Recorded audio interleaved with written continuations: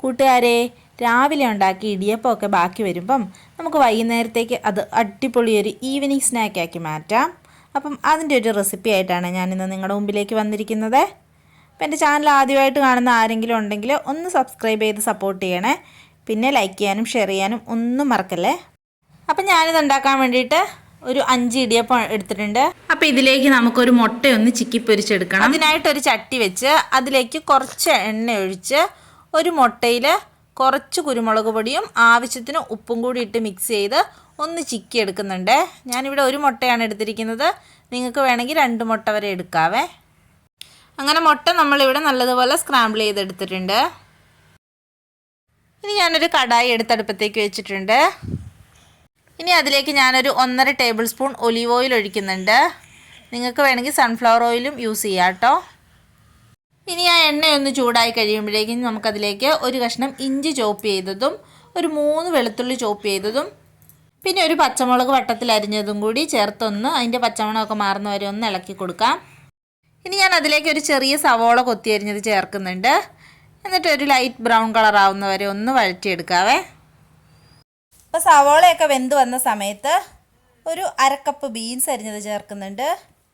കൂടെ ഒരു 1/4 കപ്പ് ക്യാരറ്റും പിന്നെ ഒരു 1/4 കപ്പ് ക്യാബേജും കൂടി കൊത്തി അരിഞ്ഞത് ചേർക്കുന്നുണ്ട്. ഇനി ഇതെല്ലാം നല്ലപോലെ ഒന്ന് വഴറ്റിയെടുക്കണം. പച്ചക്കറികളൊക്കെ നമ്മുടെ ഇഷ്ടത്തിന് ചേർക്കാം കേട്ടോ. എന്ത് പച്ചക്കറി വേണമെങ്കിലും നമുക്കിതിൽ ചേർക്കാവുന്നതാണ്. ഇനി ഞാൻ ഇതിലേക്ക് ഒരു 1/4 ടീസ്പൂൺ ഉപ്പും കൂടി ചേർത്ത് കൊടുക്കുന്നുണ്ട്. നമുക്ക് പച്ചക്കറികൾക്ക് വേണ്ടി മാത്രമുള്ള ഉപ്പ് ചേർത്ത് കൊടുത്താൽ മതിയാകും. ഇടിയപ്പത്തിനൊക്കെ ഓൾറെഡി നമ്മൾ ഉപ്പ് ചേർത്ത് വേവിച്ചെടുത്തതാണല്ലോ, അതുകൊണ്ട്. അപ്പോൾ ആ പച്ചക്കറിയൊക്കെ വഴണ്ട് വന്ന സമയത്ത് ഞാനൊരു ചെറിയ തക്കാളിയും കൂടി അരിഞ്ഞ് ചേർക്കുന്നുണ്ട്. എന്നിട്ട് വീണ്ടും എല്ലാം നല്ലതുപോലെ ഒന്ന് മിക്സ് ചെയ്യണം. ഇനി നമുക്കിതൊന്ന് ഒരു 3 മിനിറ്റ് ഒന്ന് മൂടി വെച്ച് വേവിച്ചെടുക്കാം. അപ്പോൾ ഈ പച്ചക്കറി ഇടയ്ക്കിടയ്ക്ക് ഒന്ന് മൂടി തുറന്ന് ഇളക്കി കൊടുക്കണേ. പച്ചക്കറികളൊക്കെ നമ്മൾ വേവിക്കാൻ വെച്ചിട്ടൊരു 3 മിനിറ്റ് ആയിട്ടുണ്ട്. ഇപ്പം എല്ലാം നല്ല രീതിക്ക് തന്നെ വെന്ത് വന്നിട്ടുണ്ട്. ഇനി അതിലേക്ക് നമുക്ക് കുറച്ച് പൊടികളൊക്കെ ഒന്ന് ചേർത്ത് കൊടുക്കാം. ഒരു 1/2 ടീസ്പൂൺ കാശ്മീരി മുളക് പൊടി ചേർക്കുന്നുണ്ട്. പിന്നെ ഒരു 1/2 ടീസ്പൂൺ ഗരം മസാലപ്പൊടി, ഒരു 1/4 ടീസ്പൂൺ കുരുമുളക് പൊടിയും ഒരു 2 പിഞ്ച് മഞ്ഞൾപ്പൊടിയും കൂടി ചേർത്ത് കൊടുക്കാവേ. എന്നിട്ട് ഈ പൊടികളൊക്കെ ഒന്ന് മൂത്ത് വരുന്നതിനായിട്ട് ഒന്ന് ഇളക്കി കൊടുക്കാവേ.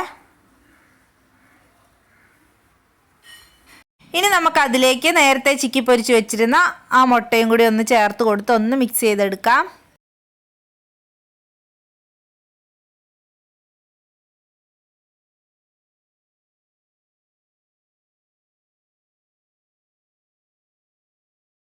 ഇനി ഞാൻ അതിലേക്ക് ഒരു 1/4 ടീസ്പൂൺ സോയാ സോസും ഒരു 2 ടീസ്പൂൺ ടൊമാറ്റോ സോസും കൂടി ചേർത്ത് കൊടുത്തൊന്ന് മിക്സ് ചെയ്തെടുക്കുന്നുണ്ട്.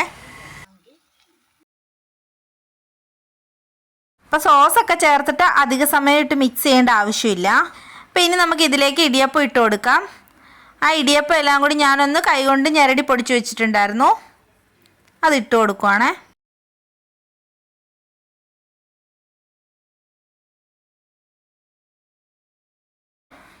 ഇനി നമുക്ക് വീണ്ടും ഇതെല്ലാം കൂടി ഇടിയപ്പവും ആ വെജിറ്റബിൾസും എല്ലാം കൂടി നല്ലപോലെ തന്നെ ഒന്ന് മിക്സ് ചെയ്തെടുക്കണം.